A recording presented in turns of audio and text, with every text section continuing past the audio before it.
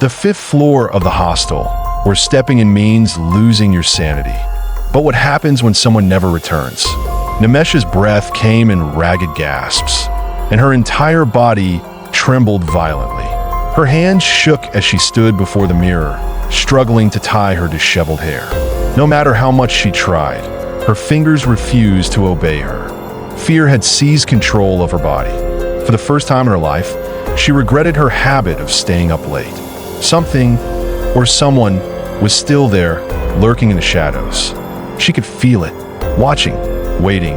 The whispering shadows of the fifth floor. Everything began when Nimesha and Manisha, both bright students in Class A, moved into the boarding school's hostel.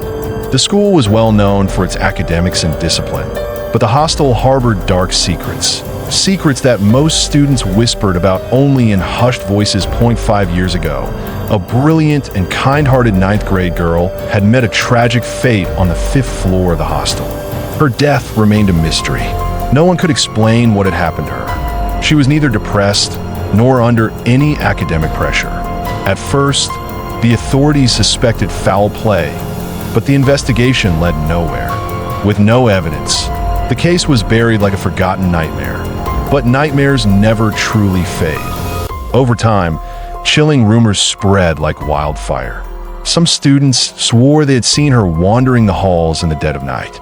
Others whispered about strange, echoing footsteps and soft sobs drifting down from the sealed 5th floor, a floor that was now abandoned, locked away from the rest of the hostel.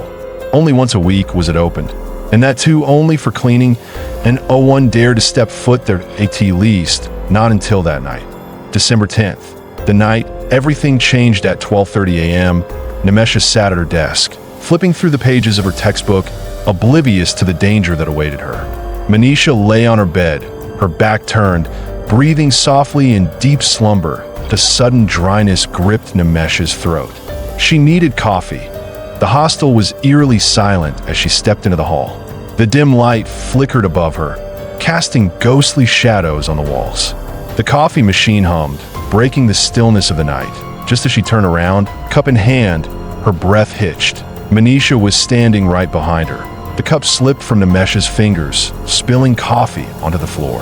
Her heartbeat pounded in her ears. Something was wrong. Manisha wasn't wearing her glasses.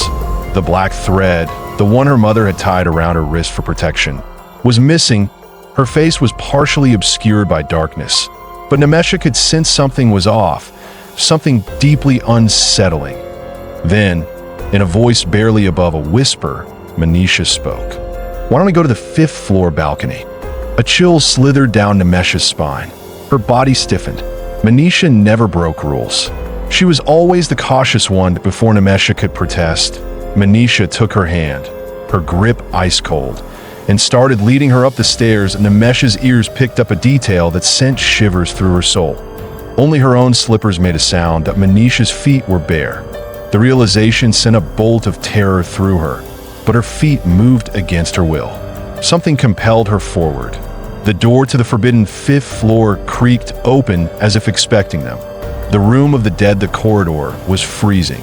A suffocating cold wrapped itself around Nimesha, seeping into her bones.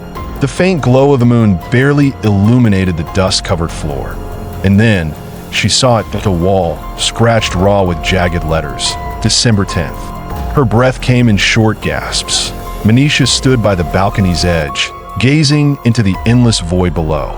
Her posture was unnaturally still, her silence deafening. The air grew thick with an ominous presence. Nimesha took a step forward. "Manisha, let's go back." Silence. Then, slowly, Manisha turned to face her, and that was when Nimesha's soul screamed. Her eyes, Manisha's eyes, were completely white, empty, hollow.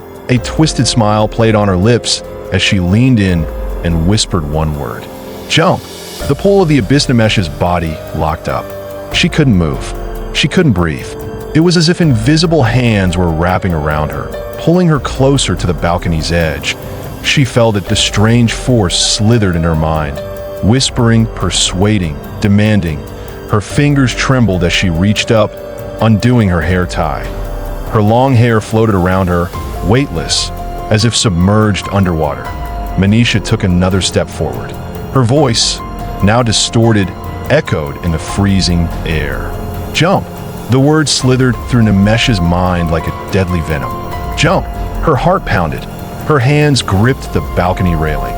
She was slipping into the abyss. Then, bang!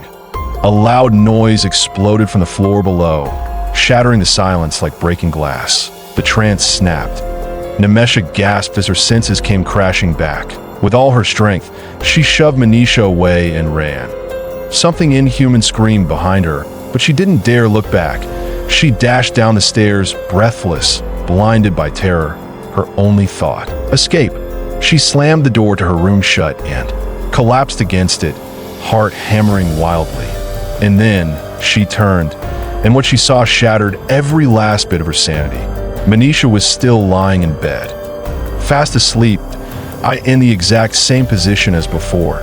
The haunting never-ends-Nimesha's face turned ghostly pale. Her hands trembled as she reached for Manisha, shaking her awake. When Manisha saw her tear-streaked face and bloodshot eyes, she immediately embraced her.